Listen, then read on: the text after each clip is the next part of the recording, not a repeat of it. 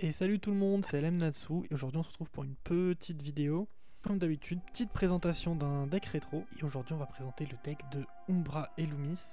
C'est deux personnages qu'on voit durant le tournoi de Batailleville qui ont fait un seul duel en tag duel contre Yugi et Kaiba. Donc ici on a réuni les deux personnages dans le même deck, un peu comme pour les frères Paradox. Donc en fait c'est un deck qu'on pourrait appeler un deck masque ou masqué, voilà, qui est vraiment basé sur ces cartes et cet archétype.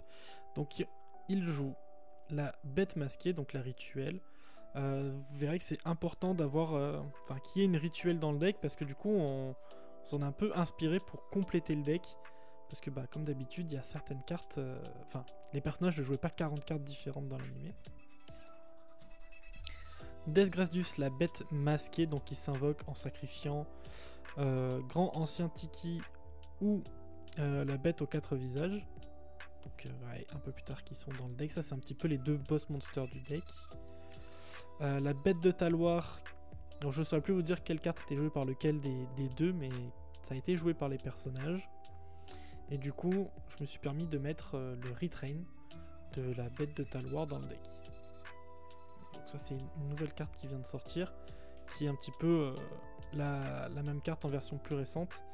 Donc je me suis permis de la mettre. L'envahisseur surpuissant, qui est une sorte un petit peu de cyberdragon pour ceux qui connaissent. Et le chercheur de dragon, donc ça qui sert à battre le dragon blanc aux yeux bleus de Kaiba dans l'animé. Et on arrive, donc il y a pas mal de monstres normaux dans ce deck. Et je pense que ça fait partie des decks les moins puissants de ceux que je vous ai présentés jusqu'ici. Donc c'est pour ça que c'était intéressant, surtout au niveau des rajouts pour essayer d'équilibrer le tout. Donc l'abysse étincelante, la poupée brigande, le grand ancien Tiki, donc on le disait pour invoquer Desgradius, et Melkid, la bête aux 4 visages.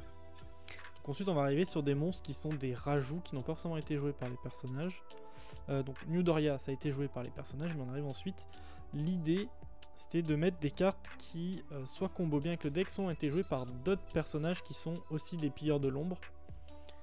Donc ici par exemple une carte qui a été jouée par Marek. C'est souvent des cartes qui ont été jouées par Marek d'ailleurs, ou par ses sbires. Donc c'était un peu comme ça qu'on a complété le deck. Je trouve que Makiura en plus, on dirait qu'il a un masque avec cet œil du Millennium un petit peu au milieu. Donc ça correspond pas mal au deck. Une tomate mystique pour aller chercher nos monstres ténèbres. Le mur des illusions, qui va plutôt être un monstre intéressant pour défendre. Qui a aussi donc toujours ce truc avec un petit peu des visages, des masques au milieu. L'agresseur nocturne, qui est aussi une carte de Marek, il me semble. Sangan pour aller chercher nos monstres. Nuvia la malfaisante. Ça il me semble que c'est pas une carte qui a été jouée dans l'animé par un personnage, mais je trouvais que le design de la carte correspondait pas mal. Ça sera peut-être une des premières cartes à sauter si on a des rajouts à faire. Le guerrier ardoise, qui est plutôt intéressant en God format et qui je trouve allait plutôt bien avec le deck, parce que encore une fois on a cette impression un petit peu qu'il a un masque. Le sorcier masqué, qui est pas forcément très intéressant pour son effet, mais pareil, il a un masque. Et le corbeau rituel, comme je disais, parce qu'on va vouloir jouer avec la rituelle. Enfin, en tout cas, j'ai essayé de jouer avec la rituelle, et ses yeux sont remplacés, comme vous voyez, par 2 masques. Donc on l'a mis, ça sera aussi important pour d'autres cartes du main deck. Et tant qu'on est dans les monstres, du coup, des petits jetons masques pour aller avec le deck. Ça sera important pour une magie de terrain qu'on joue, vous verrez. Mais je vais pas vous faire un extra deck exprès pour ce deck parce qu'il joue pas de fusion. Donc ensuite, pour les magies et pièges. Donc tout de suite, la carte un petit peu qui va surprendre. Raigeki, qui est ici en platinium mais ça se voit pas très bien à la caméra. Raigeki, pourquoi j'ai mis Raigeki? Déjà parce que le deck est, je pense, en dessous des autres decks que je vous ai présentés, comme je l'ai dit. Donc c'est pour essayer un petit peu de up le deck. Et je pense que c'était tolérable de la mettre, puisque c'est une carte jouée par Joey lorsqu'il était possédé par Marek. Donc on peut considérer que c'est une carte qui fait partie de la collection de Marek. Donc il aurait pu leur passer la carte. Donc c'est possible qu'ils aient la carte et qu'on ne l'ait juste pas vu dans le duel. Donc voilà, je pense que Maître Hageki pour Umbra et Lumi, c'est si vous voulez faire des decks de l'animé pour tous les personnages qui sont liés à Marek de près ou de loin, tous les pilleurs de l'ombre, c'est pas non plus déconnant.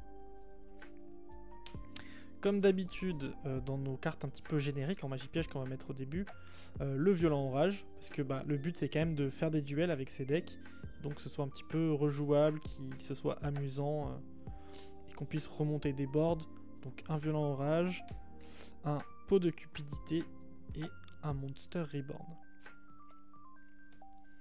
Ensuite, donc je vous parlais des magies de terrain, j'en ai mis 2.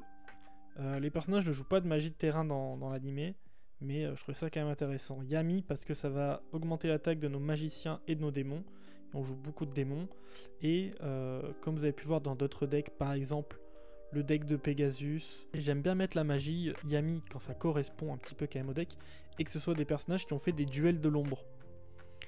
Puisque Umbra et Lumi ont aussi fait un duel de l'ombre où ils menaçaient Kaiba et Yuki de les faire exploser en haut de la tour. Donc du coup, voilà, je trouve que ça correspondait un petit peu, on pouvait le mettre dans le deck. L'école de zone, donc ça qui est une carte vraiment un petit peu débile, un petit peu bizarre dans la mécanique, mais qui va invoquer des jetons masques. Et du coup, je trouvais ça rigolo de la mettre dans ce deck, surtout que la dégaine des jetons masques, je les trouve vraiment très très amusants, avec on dirait un nez qui dégouline un peu, enfin je sais pas. Moi ils me font beaucoup rire, donc je me suis dit pourquoi pas. Donc pré-préparation des rites, comme pour le corbeau rituel, on l'a mis ici parce que vous voyez il y a toujours ce petit corbeau qui a des masques sur le visage, donc c'est plutôt rigolo et ça va jouer avec notre monstre rituel, donc pourquoi pas pour améliorer un petit peu la stabilité du deck. Poupée d'Appa, donc qui est une carte qui a été jouée par d'autres personnages, mais qui, je trouve, elle est plutôt bien dans ce deck. Il me semble que c'est une carte qui est jouée par Ishizu d'ailleurs. Élimination Spirit, donc là on arrive dans les magies pièges qui ont été jouées par les personnages. L'élu, qui va nous permettre d'invoquer SP un monstre de la main. Malédiction de la bête masquée, donc justement pour invoquer notre monstre rituel. Et on va arriver un petit peu vers tous les masques, comme je vous disais, parce que c'est un deck masque que jouent les personnages. Donc le masque de brutalité, le masque du maudit, le masque de dissipation, qui est le seul masque qui n'a pas été réédité en speed duel. C'est un peu dommage maintenant que le speed duel soit terminé qu'on n'ait pas eu ça, mais voilà. Le masque de volonté et de jugement qui marche avec Death Gradius. Le masque de faiblesse, donc dans les pièges. Le masque de restriction qui va être un petit peu une floodgate. Les chaînes explosives, donc ça il me semble que ça a été joué par les personnages et je suis plus sûr. En tout cas, c'était aussi pour représenter le fait qu'ils voulaient faire exploser le bâtiment dans lequel ils font le duel avec Yugi et Kaiba. Et pour terminer avec des cartes un peu plus génériques en piège, un appel de la Trentée et une force de miroir. Sur ce, je vous remercie d'avoir suivi la vidéo, je vous invite à vous abonner, liker et commenter. Et puis je vous dis à la semaine prochaine, sûrement pour un petit duel avec le deck.